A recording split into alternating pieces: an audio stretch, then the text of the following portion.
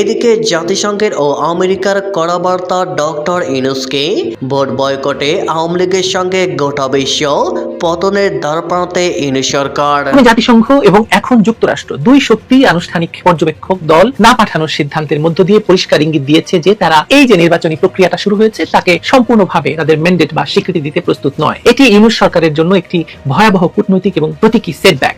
সরকার প্রচার চালাচ্ছিল যে এই নির্বাচন আন্তর্জাতিক মানদণ্ডে গ্রহণযোগ্য হবে, মানে সবচেয়ে বড় ভালো গ্রহণযোগ্য নির্বাচন করবে, বিশ্ব সম্প্রদায়তে অংশ নেবে। কিন্তু বাস্তবতা হচ্ছে কেবলমাত্র ইউরোপীয় ইউনিয়নের একটি সীমিত পর্যবেক্ষণ মিশন ছাড়া অন্য কোনো গুরুত্বপূর্ণ বহুপাক্ষিক সংস্থা বা রাষ্ট্র আনুষ্ঠানিকভাবে এই নির্বাচনে হাজির হচ্ছে না। আবার ইউরোপীয় ইউনিয়নকে মূল্য দেখানো হয়েছে এয়ারবাস কেনার, অস্ত্র কেনার, ফলে তারা এই নির্বাচনে এসে হাজির হয়েছে। এটি শুধু একটি শূন্যস্থান তৈরি করেনি, বরং সার্বিক নির্বাচনী প্রক্রিয়ার উপর একটি বড় প্রশ্ন চিহ্ন এঁকে দিয়েছে। এদিকে এবার ইউনূসকে সরিয়ে শেখ হাসিনাকে চায় তরুণরা। পরিস্থিতি ঘটছে বাংলাদেশে। ইউনূসের কাউন্টডাউন শুরু, ফিরছে শেখ হাসিনা। আজ বাংলাদেশের সুপ্রিম কোর্টের সামনে লক্ষ লক্ষ আওয়ামী লীগের কর্মীরা বিক্ষোভ করছে। তারা দুইটা দাবি নিয়ে এখানে উপস্থিত হয়েছে। আওয়ামী লীগ প্রধানমন্ত্রীর বিরুদ্ধে দায়ের করা সকল মিথ্যা মামলা প্রত্যাহার করতে হবে এবং নির্বাচনে অংশ নেওয়ার জন্য তাকে সসম্মানে দেশে ফিরিয়ে আনার দাবি জানানো হয়েছে। আওয়ামী লীগ ছাড়া বাংলাদেশে কখনো নির্বাচন হয়নি এবং কখনো হবেও না। আমরা সাধারণ জনগণ তা মেনে নেব না। এদিকে শত শত শিক্ষক প্রিজাইডিং অফিসারের দায়িত্ব নিতে অনিচ্ছা প্রকাশ। 12 ফেব্রুয়ারি ভোট নিয়ে অনিশ্চয়তা। খুব শীঘ্রই বাংলাদেশের প্রধানমন্ত্রী হিসেবে দেশে ফিরছেন শেখ হাসিনা। শেখ হাসিনার বিরুদ্ধে করা সব মামলা বাতিল করেছে জাতিসংঘ। An address by Her Excellency Sheikh Hasina, Prime Minister of the People's Republic of Bangladesh. তবে কি আবারও দেশে ফিরছেন শেখ হাসিনা? এদিকে জাতিসংঘের ও আমেরিকার কড়া বার্তা ডক্টর ইউনূসকে ভোট বয়কটে আওয়ামী লীগের সঙ্গে গোটা বিশ্ব পতনের দ্বারপ্রান্তে ইউনূস সরকার। হয় আমেরিকা ঠিক করে দিয়েছে কারা ক্ষমতায় আছে, নয়তো তারা বুঝে গেছে এই নির্বাচনকে তারা বৈধতা দিতে গেলে তাদের ভাবমূর্তি খারাপ হবে। মানুষ ভোটে ভোটে গিয়ে ভোট তো দেবে, কিন্তু সরকার করবে তারাই যাদের ইউনূস সাহেব ঠিক করে দিয়েছেন।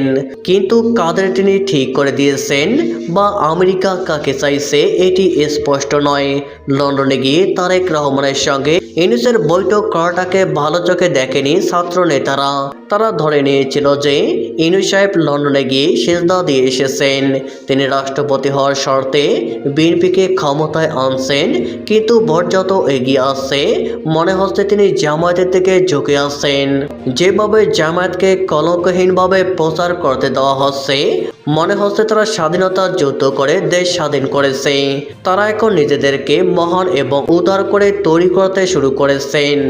একজনও নারী প্রার্থী না থাকা সত্ত্বেও তারা নারীদের ক্ষমতা এবং স্বার্থ ও সম্মান রক্ষার জোর দিচ্ছেন এবং প্রস্তুত হচ্ছেন। নির্বাচনে জিতে ক্ষমতায় যে দলই সরকার গঠন করুক না কেন, বাংলাদেশের আসন্ন ত্রয়োদশ জাতীয় সংসদ নির্বাচনকে ঘিরে ডক্টর মোহাম্মদ ইউনূসের নেতৃত্বাধীন অন্তর্বর্তী সরকারের আন্তর্জাতিক বৈধতার স্বপ্নকেই ভেঙে পড়ছে। জাতিসংঘের পর এবার যুক্তরাষ্ট্র আনুষ্ঠানিকভাবে নির্বাচন পর্যবেক্ষক না পাঠানোর সিদ্ধান্ত নিয়েছে। এই না শুধু কূটনৈতিক সিদ্ধান্ত নয়, এটি একটি স্পষ্ট রাজনৈতিক বার্তা। সরকার যেটিকে আন্তর্জাতিক মানের নির্বাচন হিসাবে তুলে ধরতে চাইছিল, বিশ্ব শক্তিগুলো কেন সেটির সাক্ষী হতে চাইছে না। যদিও এয়ারবাস কেনার লোভ দেখিয়ে ইউরোপীয় ইউনিয়নকে বাংলাদেশের নির্বাচনের সাক্ষী হতে সম্মত করেছেন ইউনূস সাহেব। বিমান বাংলাদেশ এয়ারলাইন্সকে উড়োজাহাজ সরবরাহে ইউরোপের বিমান নির্মাতা কোম্পানি এয়ারবাসের প্রস্তাবের প্রতি যৌথভাবে সমর্থন জানিয়েছে ইউরোপীয় ইউনিয়ন, ফ্রান্স, জার্মানি এবং যুক্তরাষ্ট্রের দূতরা। কিন্তু ইউনূস সাহেব সেটিকে শূন্যস্থান পূরণ হিসাবে দেখেছে। সেটি গোটা বিশ্বের কাছে বড়সড় প্রশ্নচিহ্ন আকারে দেখা দিয়েছে। এই যে যুক্তরাষ্ট্র থেকে কোনো পর্যবেক্ষক আসছে না, এটি শুধু একটি বার্তা নয়, এটি এই অবৈধ সরকারের গালে একটি থাপ্পড়। অর্থাৎ তারা বুঝে গেছে এই নির্বাচনকে কোনোভাবেই বৈধ করা যাবে না। তাই তারা দূরত্ব তৈরি করেছে। এটি ইউনূসের সাজানো নির্বাচনের কৌপিনের শেষ পেরেকও বলা যেতে পারে। এদিকে আগামী 12 ফেব্রুয়ারি অনুষ্ঠেয় ত্রয়োদশ জাতীয় সংসদ নির্বাচনে পর্যবেক্ষক পাঠাচ্ছে না জাতিসংঘ।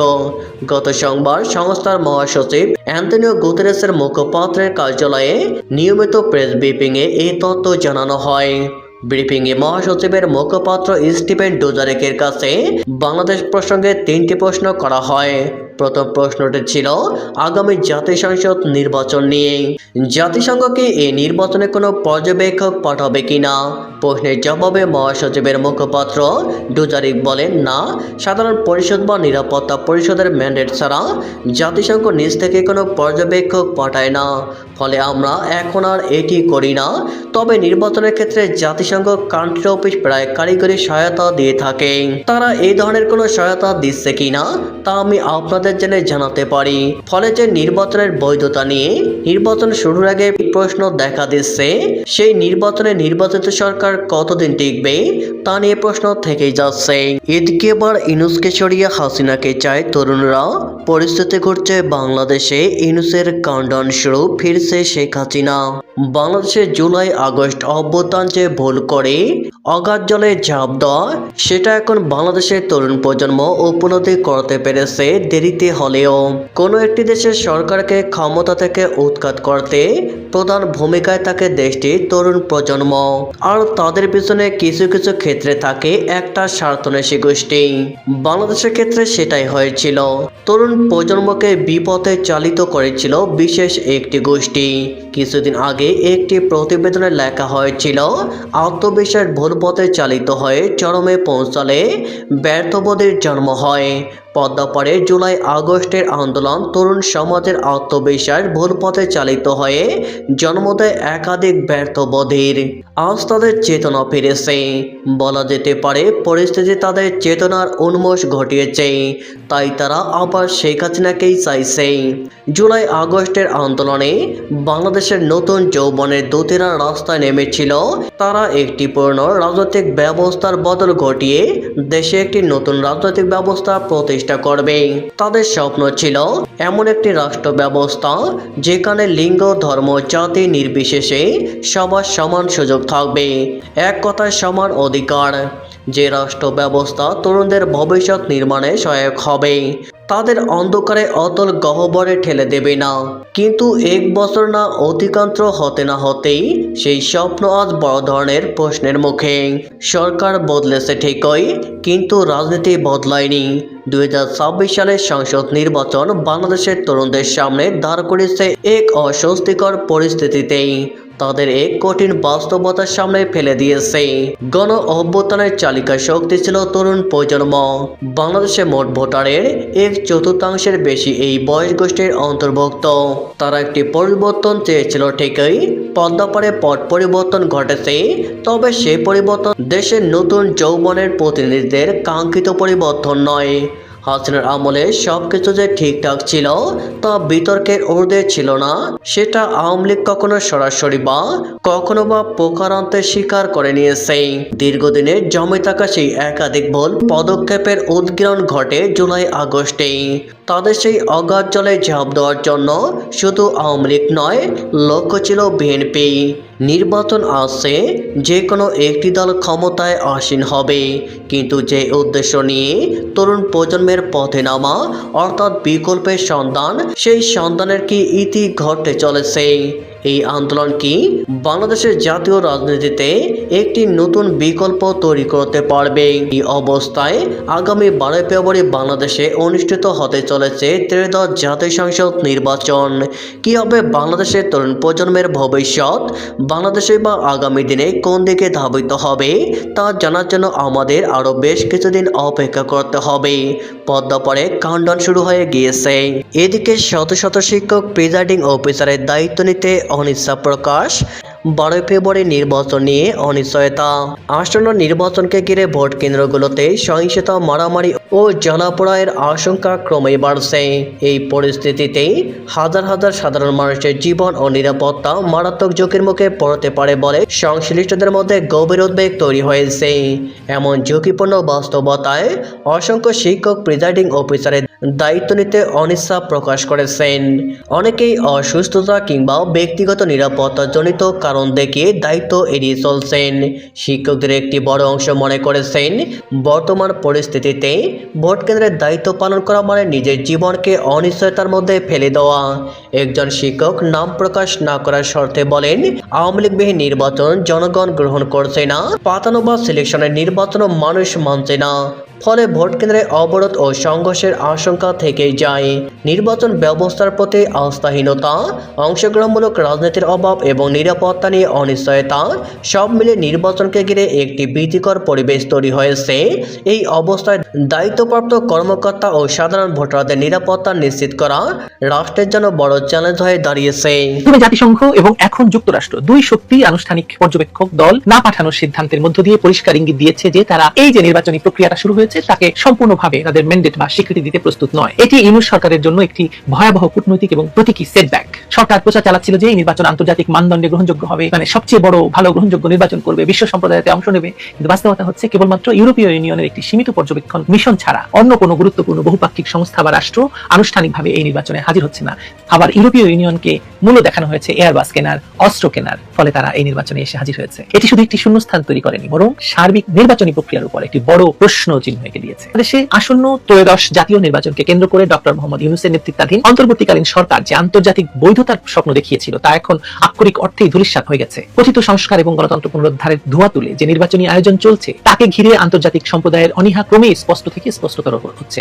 বিশেষ করে পশ্চিমা বিশ্ব এবং আন্তর্জাতিক সংস্থাগুলোর নির্বাচন পর্যবেক্ষণে অনাগ্রহী মনোভাব এই সরকারের জন্য এক বিশাল কূটনৈতিক ও রাজনৈতিক বিপর্যয় হিসেবে দেখা দিয়েছে। জাতিসংঘের পর এবার যুক্তরাষ্ট্রের পক্ষ থেকেও জানিয়ে দেওয়া হয়েছে যে তারা এই নির্বাচনে আনুষ্ঠানিকভাবে কোনো পর্যবেক্ষক পাঠাবে না। এটি কেবল একটি সাধারণ সংবাদ নয়, বরং ইউনূসের অবৈধ প্রশাসনের জন্য একটি থাপ্পড়, যা তাদের সাজানো নির্বাচনের বিশ্বাসযোগ্যতার কফিনে শেষ পেরেকটি ঢুকে দিয়েছে। আগামী 12ই ফেব্রুয়ারি যে নির্বাচনের তারিখ ঘোষণা করা হয়েছে তা নিয়ে দেশের ভিতরে যেমন বিতর্কের অন্ত নেই, তেমনি বাইরের দুনিয়াতেও এর গ্রহণযোগ্যতা নিয়ে গভীর সংশয় তৈরি হয়েছে। নির্বাচন কমিশন সচিবালয়ের জ্যেষ্ঠ সচিব আখতার আহমদ মার্কিন রাষ্ট্রদূতের সঙ্গে বৈঠকের পর যে তথ্য দিয়েছেন তা বিশ্লেষণ করলে বোঝা যায় যে ওয়াশিংটন এই নির্বাচনকে খুব একটা গুরুত্বের সঙ্গে নিচ্ছে না। মার্কিন যুক্তরাষ্ট্র সাফ জানিয়ে দিয়েছে তারা ফর্মাল বা আনুষ্ঠানিক কোনো পর্যবেক্ষক দল পাঠাবে না। যদিও বলা হয়েছে যে একটি ইন্ডিপেন্ডেন্ট বা স্বাধীন পর্যবেক্ষক দল এম্বাসির ভেতর থেকে বা স্থানীয় দূতাবাসের কর্মকর্তারা তাদের রুটিন কাজের অংশ হিসেবে ঢাকা, সিলেট, চট্টগ্রাম, খুলনায় ভোট দেখতে যেতে পারেন। কিন্তু কূটনীতির ভাষায় এর অর্থ অত্যন্ত গভীর। যখন কোনো পরাশক্তি রাষ্ট্র আনুষ্ঠানিকভাবে পর্যবেক্ষক পাঠাতে অস্বীকার করে তখন বুঝতে হবে তারা এই নির্বাচনী প্রক্রিয়ার দায়ভার নিতে চাইছে না, কিংবা সেই প্রক্রিয়াকে এতটাই ত্রুটিপূর্ণ মনে করছে যে সেখানে রাষ্ট্রীয় সম্পদ এবং জনবল ব্যয় করাকে তারা অপ্রয়োজনীয় মনে করছে।